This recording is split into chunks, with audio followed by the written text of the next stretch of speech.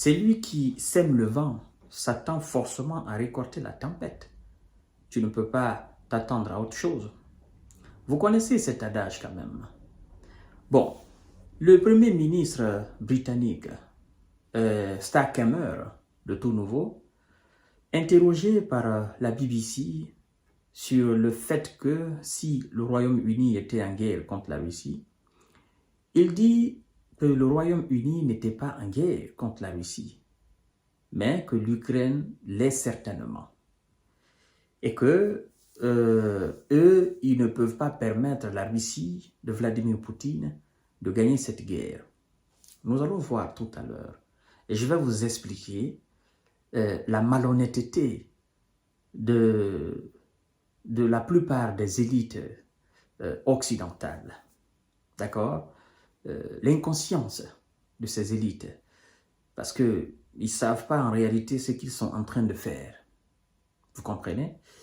Et ça, cette interview a été effectuée suite à la déclaration de Vladimir Poutine qui disait que dorénavant, les pays qui permettront à l'Ukraine d'utiliser leurs missiles contre le territoire russe recevront la visite soit des Oreshnik ou des armes nucléaires tactiques ou stratégiques. Vous comprenez? Et donc, d'abord, si vous n'êtes pas abonné encore à ma chaîne YouTube, je vous invite à vous abonner là-dessus et activer la cloche de notification pour ne plus rater mes émissions. Mais aussi, je vous invite à vous abonner à ma page Facebook.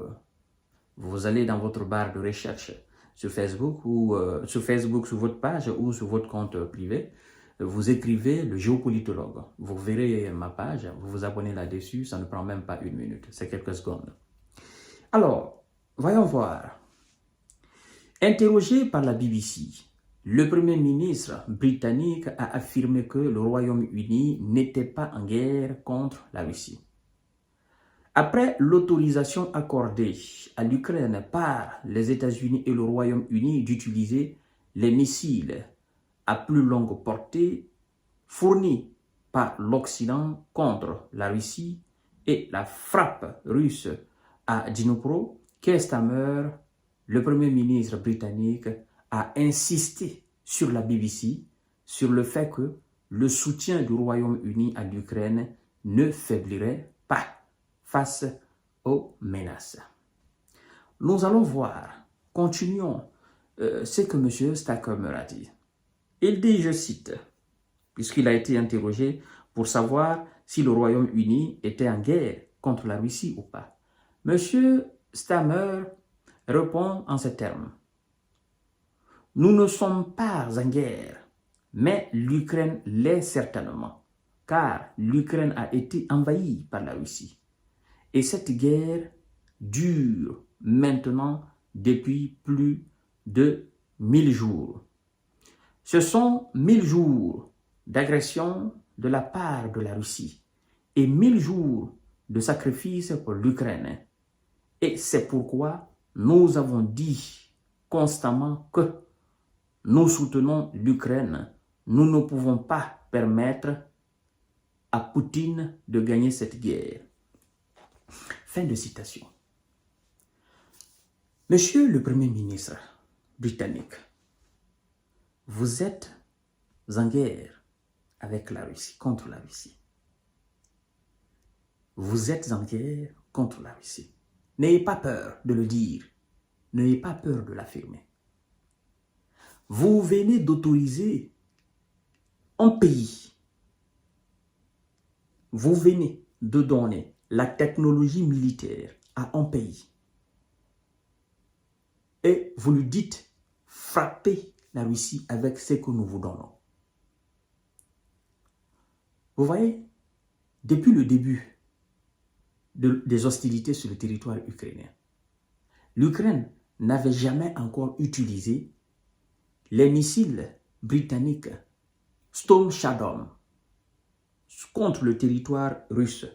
Je ne parle pas de ce qui se passe sur le territoire ukrainien. Je dis bien, l'Ukraine n'avait pas encore utilisé un missile britannique de longue portée contre la Grande Russie, le territoire russe.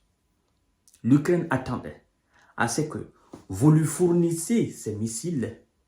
Et après avoir fourni ces missiles à l'Ukraine, l'Ukraine ne les avait pas encore utilisés contre la Russie. L'Ukraine a demandé, est-ce que vous me permettez d'utiliser vos missiles pour frapper la Russie, avec toutes les conséquences que vous connaissez? Vous, Premier ministre, vous avez pris votre vol, vous êtes allé aux États-Unis, vous entretenir avec votre chef, M. Biden. À l'époque, Biden vous a dit qu'il ne peut pas permettre cela que parce que ça sera de l'escalade. Vous-même, vous avez fait la déclaration pour dire vous ne pouvez pas prendre cette décision unilatéralement parce que vous avez besoin des appareils de direction des États-Unis. Vous pensez que les gens oublient? Nous n'avons pas oublié. Et donc, puisque maintenant, les appareils de direction des États-Unis ont été utilisés pour lancer des missiles américains, vous dites, ok, utilisez alors ce que nous, on vous a donné comme missiles britanniques. Donc, vos experts militaires ont pris vos missiles, ils ont frappé la Russie, ils ont localisé, ils ont tenté de frapper, la Russie les a interceptés. Vous êtes en guerre ou pas? Vous êtes en guerre, monsieur le Premier ministre. N'ayez pas peur. Refusez de reconnaître que vous n'êtes pas en guerre contre la Russie, c'est de l'irresponsabilité, c'est de la peur, c'est de la malhonnêteté intellectuelle pure et dure. Vous savez, le monde vous regarde et le monde a déjà tiré sa conclusion de ce qui se passe en Ukraine. Aujourd'hui, vous êtes vus partout dans le monde. Quand je dis vous, je parle de l'élite occidentale. Vous êtes vus aujourd'hui par tout le monde entier et lus par le monde entier comme étant un ensemble de malhonnêtes intellectuels. Oui. C'est pourquoi les gens ne vous écoutent plus. Vous n'êtes plus influent à travers le monde. Avec tout le respect que nous avons pour vous. Hein. Vous voyez? L'Ukraine n'est pas un pays de l'OTAN. L'Ukraine n'est pas un pays de l'Union européenne. Il n'y a pas un contrat d'assistance mutuelle militaire entre l'Ukraine et la Grande-Bretagne ou le Royaume-Uni ou l'Angleterre. Parce qu'il y a une différence entre ces trois noms-là. Donc, qu'est-ce qui vous amène sur le territoire ukrainien? Ou bien, l'Ukraine est une portion du Royaume-Uni en Europe, ou bien l'Ukraine est une colonie du Royaume-Uni que vous devez défendre.